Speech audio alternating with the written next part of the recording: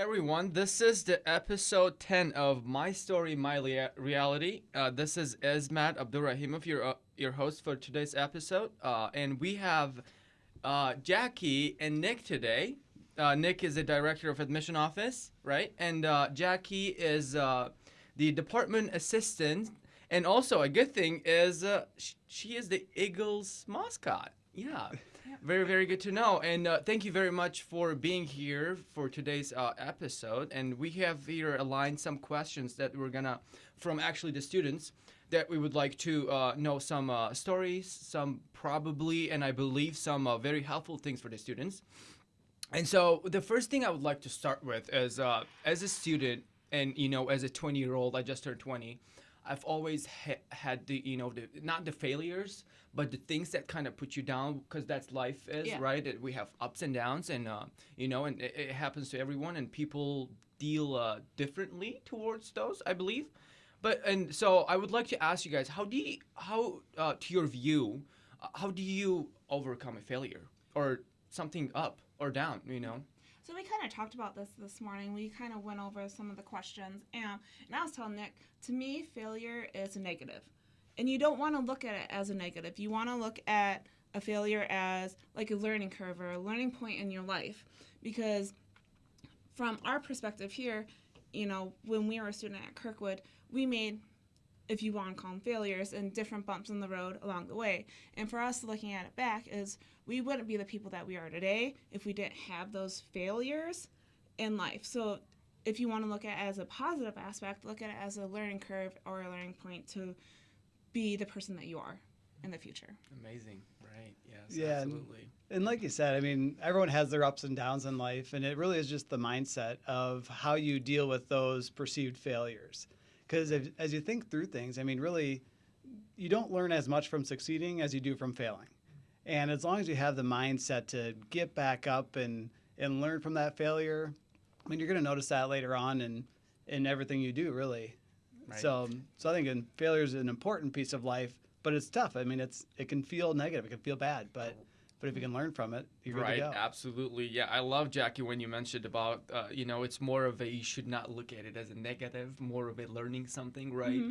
And as an experience too, people, the richest man on earth or people say that the more failure you have, the more chance of getting successful you will be, because of you have just such a lot of experience that nothing will break you anymore, and just the perspective and the way you view it is just a different thing. As you learn something, not something that will hold your skills back from going to where you are, right? Yeah. And so the other thing is, so when like I said, I just recently started, thinking about college, and it's been the second year that I have. And so what do you think is the purpose of college to you guys? What, Jackie? For me, it was when I was in high school, I didn't know what I wanted to do. And so my guidance counselor kind of gave me ideas to go. Right. And for me, it was more of a stepping stone to figure out what I wanted to do. And then once I figured out when I came to Kirkwood, then it helped me just build those skill sets to be able to go into the world after college and be like, okay, this is what I can do. This is where I can gain more experience doing this. But it honestly, it was a stepping stone for me to figure out what I wanted to do. Right. Yeah, and I'd say, I mean, a lot of students, they're thinking of college as, the educational aspect, which clearly that's a huge part of it. Honing in on a certain skill, you're looking for that certain career, or just career advancement, job placement, those kind of things. But there's so much more that comes into college, and the more students are able to put themselves out there, get involved, kind of chase their passions, figure out what their passions are, the more they're going to get from that college experience. Because really it's that next step into, really the rest of your life. A lot of students coming right out of high school. We also have some non-traditional students, so students coming from different stages of life. But really it's learning about yourself, networking, getting to know people, and kind of honing in on a lot of the soft skills that come along with those technical skills about your, specific to your program. Right, and just to addition to your ideas, guys, I feel like it is it's expanding your personal identity, because you are at the age of 20 years old, still developing, and going to a job and kind of blocking your skills and everything and talents that you have is kind of not a good. And so coming to college is you meet new people, you meet new things, new skills, and then you discover something that you think is gonna make you the most successful. And that's why I only believe that the college, any university, any degree, anything that you go that makes you learn and challenge in life is very, very purposeful, and especially it's very helpful, right? And so, but also on the other hand, some people think, it's not something that will prepare us for life, right?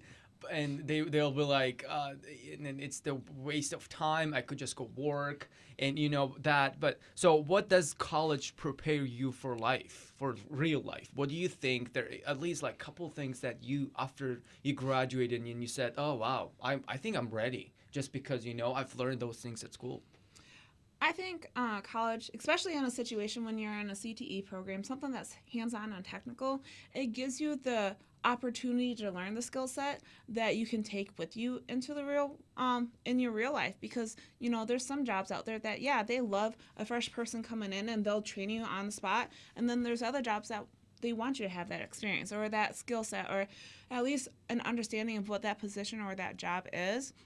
And you have a better chance of being able to walk in and be like, I have the skill set already. This is what I know. And it might leverage you up higher than someone else that walks in right off the street and doesn't have any skill set. Yeah, and it really opens students up to just a diverse experience, I would say, too. So my background, small town Iowa, not a very diverse town in a lot of aspects. But coming to college was a chance to really kind of open my eyes of the broader world that's out there. Right. So at Kirkwood, for example, we have students from over 60 countries, over 30 states, a lot of different backgrounds, Right. whether that's based on like beliefs, religious beliefs, socioeconomic backgrounds. We have a very diverse student population, so it really opens you up to the world. Right. So that's just one aspect of college, is just getting that breadth of experience. But then the opportunities while you're here too are just, there's so many. Right. Whether that's involvement in clubs, if it's study abroad experiences, Right. internships, those kind of things. So from the academic lens, really it's enhancing opportunities. Like Jackie mentioned, some students feel, right after high school, I can get out into the workforce. Anymore, there's some good paying jobs, I'd say, coming right out of high school without experience. But getting that degree, the education is something that can't be taken away from you. Once you get that degree, you always have that degree. And that's what's really going to set you up for that future advancement in the workforce, even more so than you could without that credential. Right. Yeah. And so I think intelligent is something that God gives to you. So like Elon Musk is one of the most intelligent men, but experience is something that he has stood up and gained experiences. And I believe that anyone is a brand where they, through the experiences, through the opportunities, through everything they do in life, they put their brand awareness up there so that when they go somewhere to talk with someone, it's a different conversation because of the experience, because of the things that you have been through, right? And so, but in other conversation, in college, there's some kids who are, they just go there just to start, because they don't know anything, just to see what's going to happen. Some of them are very, very introvert, not scared of people, but not being able to approach people to do something, to take an opportunity.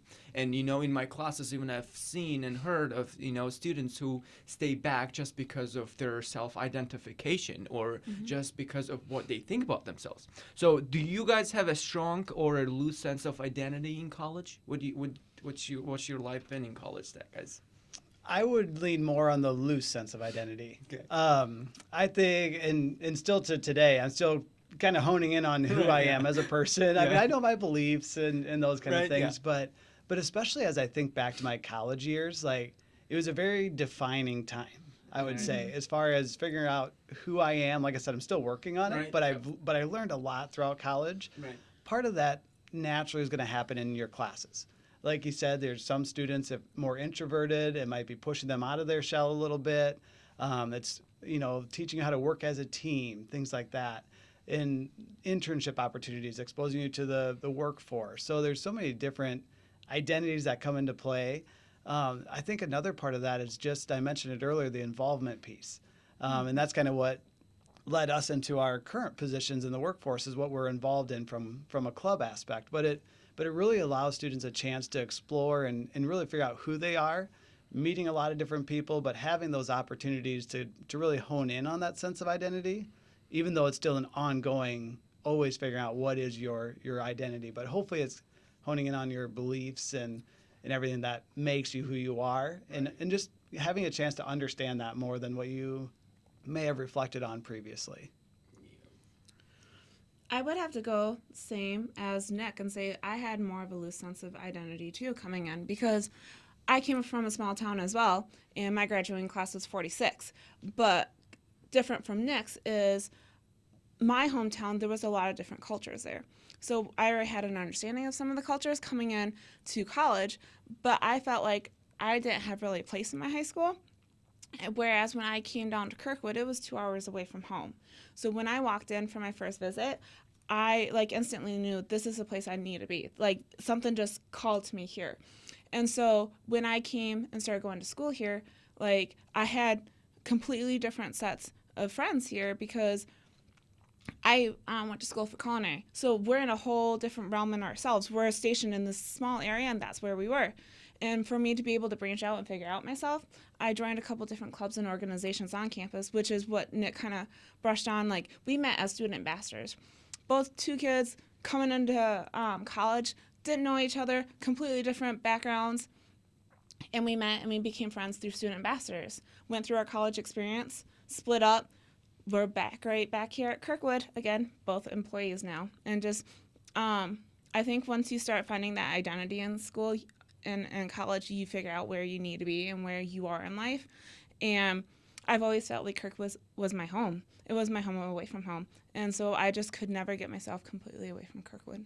Right, and I think it's very important to kind of point out what Nick mentioned here about, figuring ourselves out and also kind of adjusting ourselves to the situations that come towards us. And so one of the greatest professor I've ever had was Tara Allen, and she says, if you're very introvert and you don't like to talk to people, go and get their card, go home and then email them, right? So it's just adjusting your personality to the issues, not the issues necessarily, but the things that really face you off, and comes to your life. Kind of adjust it. You don't have to, if you're introvert, you don't have to go and talk to 100 people a day, right? Just kind of adjust yourself to where you can at least gain something, right?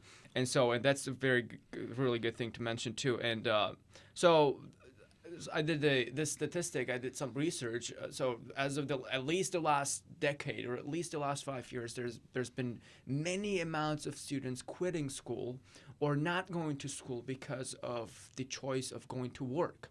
And so the question comes: how do you guys balance the personal life with the school life? It wasn't easy in college for sure, but now as a professional, it's a lot easier. You just have to mentally put it in your head that work is work and home is home. So once you are done at 5 o'clock, you have to leave it at 5 o'clock, and you have to go and move on. I'm a single parent, so I have to go and transition my mindset. Okay, after 5 o'clock, it's all about my son, and that's all it is. And then that's how I have to focus. And then I take care of myself. I work out in the mornings before work to get that mindset of, okay, here's my personal time off to work, and then after work is my son's time. Gotcha.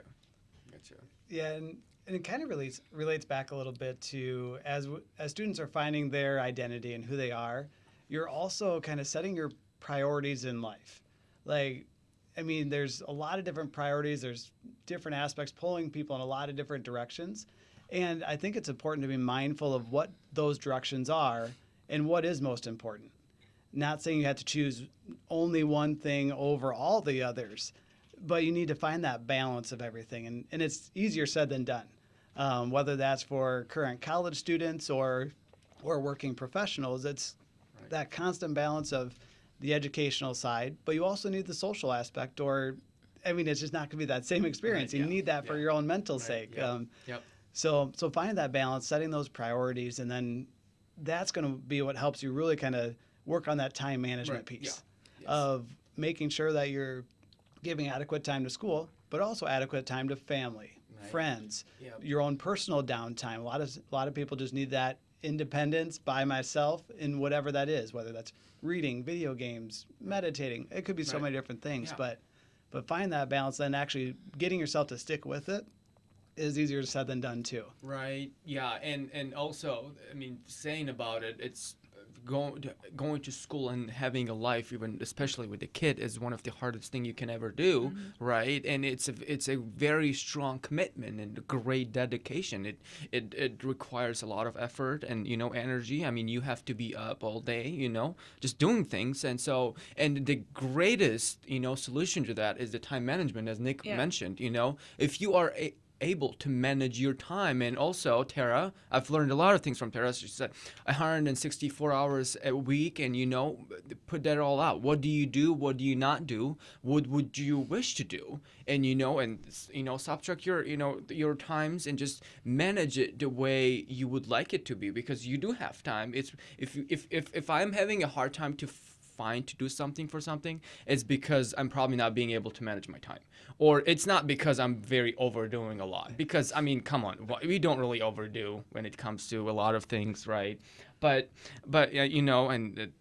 just being able to time manage and kind of balance the two things. And, I mean, you don't really have to overdo it anyways, too, right? It's all about setting boundaries, too. Yeah. You have to learn to when it's okay to say no and when it's okay to say yes. Right. And it takes a while. And some people it's really hard. I know that when I was a student, I felt guilty saying no. And so I always strung myself out thinking I had to say yes to everything. And as you grow through your life, you understand that you have to say no. Right. There's times where people have to understand you have to say no because it's boundaries. Right. And that's how you're going to find that balance between personal life and school life, or personal life and work life. Right. Yeah, absolutely. And so one of the other conversation that kind of was brought up one other day was when I was 17, I was always thinking of being an English teacher. Surprisingly, oh my God, wow. And I've thought that from the age of 12 until 17 for 5 years. I was inspired by the teachers, love it, amazing. And I still, I'm in business major now, but I would like to do something to, kind of teach people, do something for that people know more about the world, about something, right? Bring something to the world. But then before that, I was thinking, my whole entire life, from ever since I remember thinking as a kid or something, that, teacher, right? But what does it mean to choose the right path or the easy path? What do you guys think? So do I think that being a teacher was the right path, or being a business major was an easy path? Or do I think, vice versa? Or what do you guys think? Well, how was it in your life? So my background, I was an elementary ed major. So I was going to teach elementary. Okay. I have my elementary ed degree with a math minor, and it's one of those I just never really knew what else I'd want to do. Right. So to me, the easy route was probably just sticking with that degree the whole way through. But it was through what I got involved in, like Jackie said, we're student ambassadors together, helping with campus visit days. I helped with orientations, things like that, which really led me to the passion for higher ed rather than elementary ed. But it was a matter of needing to put myself out there and even see what was even an option. Right. A lot of students are kind of limited by what you know and what you see. So you'll know some of the typical jobs that you see daily: police officer, dentist. I mean, all the things that you go through in life, or most people go through in life, you know those jobs, but you don't know what other jobs are really out there until you start to put yourself out there and explore. But it's tough. I just had a conversation, for example, with somebody yesterday who is in one of our difficult programs. So in nursing, it's getting tough. And that's kind of the debate that student's having. And we have these conversations all the time of, do I stick with it or do I switch because it's hard? They've never struggled really in school, and now it's getting tough. So it's just a matter of finding that grit. And if it's what you're passionate about, you need to stick with that passion. Absolutely. The easy route, it might seem nice at the time, but in the long run, just isn't going to bring the same benefit. So right, and great things are always hard, and it's always right, and it requires dedication and commitment, and it is. Nursing is one of the hardest majors ever existed, right? Because you deal with human beings, right? And so So for me, it's I knew that, or I guess when I was in high school, I thought, okay, something in art. But then I was like, okay, I'm not going to make it in art. Like, I'm good, but I'm not that good. And so my guidance counselor told me to check the culinary program out, and went through it, loved it. I have a passion for it, still do. But when I came to the turning point after college and I became the single mom, like, I couldn't stay in the food industry. So as much as that passion was there, you have to make sacrifices, and those sacrifices will benefit you in the long run anyways. If you keep the right mindset to it. And it led me to this position at Kirkwood. And as much as I still love being in the food industry, like, this brings me back to what I really want to do. And I've always told myself my main focus in life is to give back and to make an impact. And this position here it might seem minimal to some people, but I still have my points where I can make that impact, and I can do what I need to do. And even if it's to be a background person, an assistant person, to kind of be the glue to the team, or to, just help someone else's day-to-day life, like Nick's, Right. easier. Right. Absolutely. I'm still making an impact, and I know Right. that Yeah. it'll turn around and it'll impact a student someday. Yeah, and I mean, people say sometimes the smallest things makes the happiest, and the smallest things makes the biggest and the hugest. Yeah, that's for sure, right? And so, one of the things that I always wonder about the people who I met the first time, right, and even about myself, is we have stories, right? And especially me, right? I mean, I've been living here in the United States for the last 3 years, and people say, how did you learn English? How did you come? I also came as an exchange student too. So, and if I talk about that, it's probably a lot, right? So in even short statements or short sentences, what is your story? Nick, what is your story, right? What is the first 5 sentences that come off your mouth? Or what is, about yourself, or what is it? Ooh, that is a very good question. Yeah. And trying to keep it short is the tough part. Right. So That's my thing too, right? Five I'm sentences sorry. is tough, but I would say small town Iowa, family guy,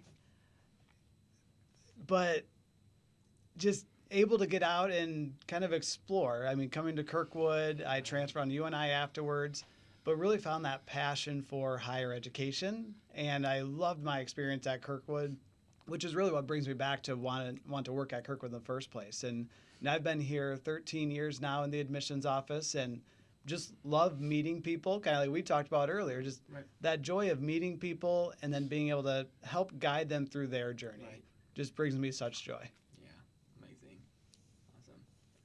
So my story, huh? Yeah. Okay, so my story, small town girl, and all I thought about was Journey song popping up in my head. But yeah, I knew I wanted to be 2 hours away from home.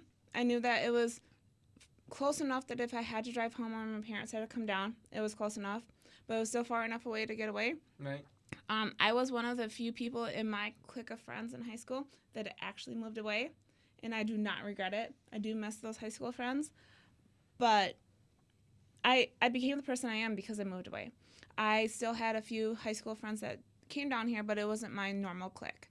And to be able to experience what I got to experience, like, I took full advantage of the study abroad aspect of here at Kirkwood. And when I was a student, I've been to 4 different countries Oh wow. because of Kirkwood. We didn't know. Okay. And I was just Nice. telling some of them the other day, when we had the ceremony for Christy Fisher, one of the guest speakers for the alumni was Ben, who is the owner of Big Grove.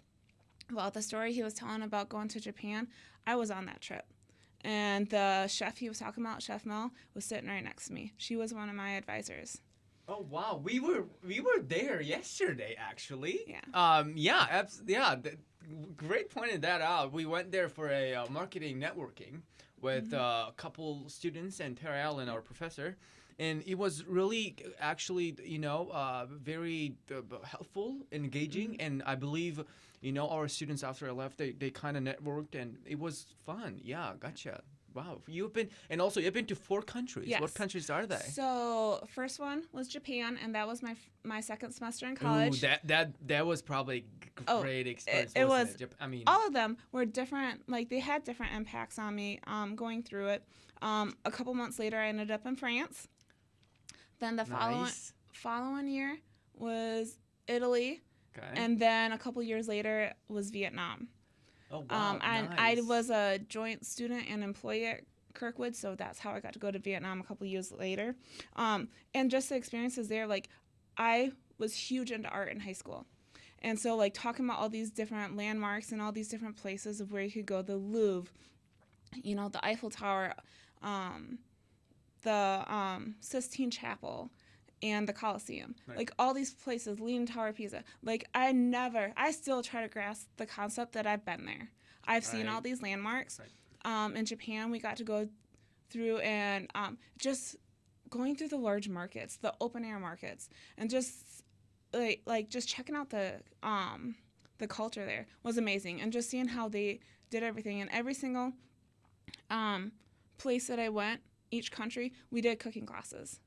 Oh wow. And so we got what to a meet great students, and way we got to go know the cooking culture, classes. Too. Yeah. And then Vietnam, we got to crawl through some of the tunnels. We got to wear those fun conical hats, like the cone hats Right. and everything. Wow. Like we got to go on like a ferry cruise, and we got to go to a water market. Like it's just the things that you experience and all the different traditions and the cultures that you got to do. Like I will 100% back up the study abroad program. And when a Right. student's iffy about it, I tell them, take it. Right. Yeah. Like figure it out and take Right. it. Yeah. Like you need that experience. Absolutely. And I say one of the greatest and most impactful lessons are learned through experience and traveling. And me too. I mean, I started traveling when I was 17, and the first time ever I traveled to any other country, but to the United States, one of the biggest countries, right? Yeah. And the things that I've learned in 3 years is gonna shape my future too, Mm-hmm. right? And so yeah, it is amazing. That's awesome. And yeah. So as I was mentioning about, our stories, right? And so when I was around 16 years old, I had the urge, dream of coming to the United States for college, right? And it was expensive, but then I applied to Genius Olympiad. It's in Rochester Institute of Technology, from over 70 countries, right? And so you make a project, and if your project gets accepted, then you get to travel to New York to the Rochester Institute of Technology and present. And if you get the first place, you get 50% off of your tuition fee. But guess what? The COVID year came up. Oh my gosh. Oh my God. Right? And they canceled Genius Olympiad. But my project was accepted, and it was ranked. So since they didn't want us to go present, they were ranked the projects. And our project from our school, we were 3 students. It was ranked the top first from over 70 countries. So I got 50% off of the four academic years of RIT. Wow. But it was $30,000, right? So I didn't want to pay that much. My dad probably had to work another 100 years to make that much money, right? Mm-hmm. So it was something very difficult moment in my life, and overcoming from that was just one of the hardest things I've ever done, because I was dreaming. I was dreaming America in my life every single night because I wanted to come here for education, right? But it didn't happen. So what is something you guys have overcame in your life? There's something that really put you so much down, kind of taking you away from the dreams that you were wishing for your whole entire life. But then something happens. All right, I'm quitting. That's a hard one. I'm sorry. I have to think for a second on that one. I don't know if I had something that's over the top, that's like soul crushing, kind of overcome, but I think a lot of it was, and not a lot of people always touch on this, but first generation.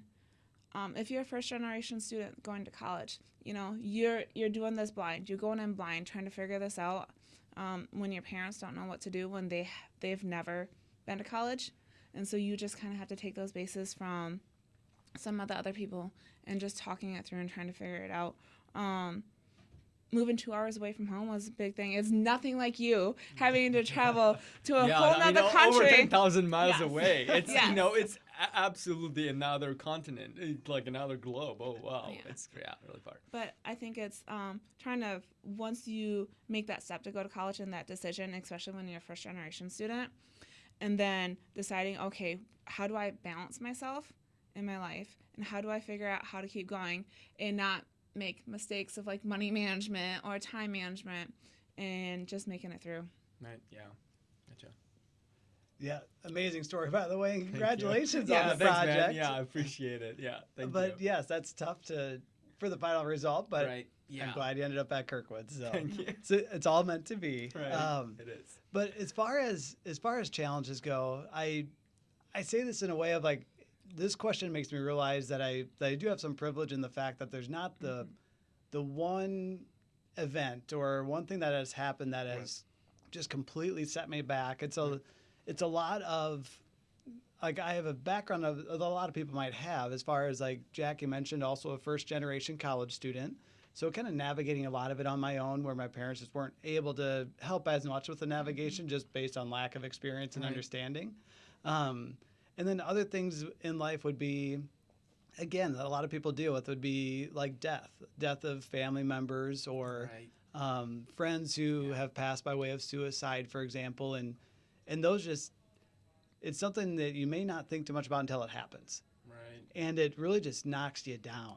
You know, like, Right. there's a lot of times that Yeah. I go through life and I just feel invincible in a lot of ways, Right. and for a lot of reasons. And like I said, it probably based on a privilege. But then something like that happens, and you lose a close friend, and then it just shows you how valuable life is. Right. And it feeds into a lot of the questions that you're asking us, as far as like figuring out your passions and making the most of your experiences, Right. and all that Yeah. too, because you never know what life's going to bring. Right. Yeah. So, so what do you think has these failures and this, not failures necessarily, but these difficulties like death and things that happen in life has shaped you guys? What do you guys have learned? And we kind of talked Yeah. about not looking at negativity, mostly of learning, right? And so, what has it shaped you guys? After 5 years or 3 years or after whatever years that something has happened. Nick kind of brushed on it a little bit, like especially if you lose someone close to you. It's more just taking the idea and realizing that like life is short. You gotta take these opportunities. And so Do something. when I was in college and I took those study abroad trips, I didn't think anything. Bad thing was I didn't think about the money. I was like, okay, let's do this. All right. So I'm still paying back student loans for that, but it's to take the opportunities. If something jumps out at you, do it. Like, you only have one life, and if you're gonna let all these thoughts of like something's negative or something's a failure just take you down, then you're not living it to the fullest. You just kind of have to be not necessarily a full-on yes person, but like within reason, be a yes person and just live it. Yeah. Yeah. Yep. I have failed a lot of times in life, but yeah, kind of like we mentioned, is turn it into a positive, turn it into a learning experience. But the one thing I don't know that we mentioned as part of that failure is the importance and the understanding that it's okay to kind of create that support system around you. Right. That when these failures happen, even though it might have happened to just you, you have the support around you. Right. So just the importance of surrounding yourself with people that care and are going to support you through it. I mean, I appreciate the independence of being able to get through failures on your own, but Right. you don't have to. Right. Like, there's people around to Yeah. help with it too. Right. And so like some people think they have to be like perfect, right? It's like, oh, no, anything I do got to be perfect. But no, I feel like you just got to do it, because if you don't do anything, there's no result. If you do something, there's some result. If you failed, something, right? Something is going to get learned by you. So how do you guys overcome the pressure of perfection when, have you ever, do you ever notice that in your life? Like if you're doing something and, oh my God, I have to be perfect at that. What do you guys think about that? I know for a long time my anxiety stemmed on that. To always think that I had to say yes to everything and to be perfect. And I came to terms a couple of years ago that like I just can't anymore. And you just get to that point in time where you hit your breaking point, where you understand that like you have to choose now. Are you going to let perfection still creep up on you and build that anxiety and depression, Or are you going to turn it around and decide, okay, this is where my boundaries start and this is where I can do it. And that's the big part is you have to set those boundaries. Right. And whether it's your parents want you to come home every weekend or your friends want you to go out on a Thursday night drinking or partying and you have an assignment due Friday morning, you just have to understand that like you can't be everything for everyone. Right. You have Absolutely. to be it for yourself. Right. Yep. Yeah. Self-care. Yep. And oftentimes we are our toughest critic, I would Yes, say. absolutely. When Right, it yeah. comes to kind of setting that standard of perfection, it's most times not everyone around us who expects that. It's only yourself who's expecting to that level. So just that mindset of like set goals and work your hardest to meet those goals, but just having the pride of knowing that you tried your best. Right. Is often more important than you met that perfection, that you perceive in your mind. Right. And I love how Nick mentioned that, it's mostly just us trying to perfect ourselves. The people are not really caring about, if we really wanted to get an A+ in whatever assignment, right? Just putting whatever is needed there and then, taking something from what you have put there, right? Is they think about, because you're not going to waste your time or anything. You just learn something. You don't have to be perfect, right? You just be someone, right? And so, so I think we have come to the end of the episode 10 of My Story, My Reality. Thank you very much, Jackie and Nick, for joining us today. Yes, and thank you for have having us. Yeah, thank you. You guys have a great rest of your day. Appreciate it.